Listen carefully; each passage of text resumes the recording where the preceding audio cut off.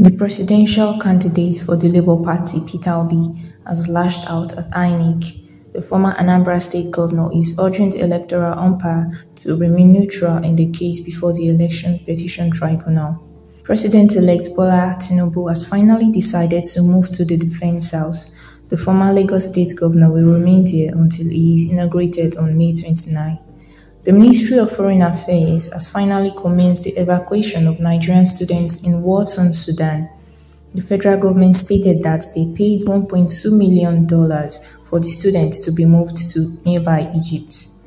President Buhari is meeting with his service chiefs in one of his last acts as president as he continues his preparation to hand over the reins of government on May 29 to the new administration.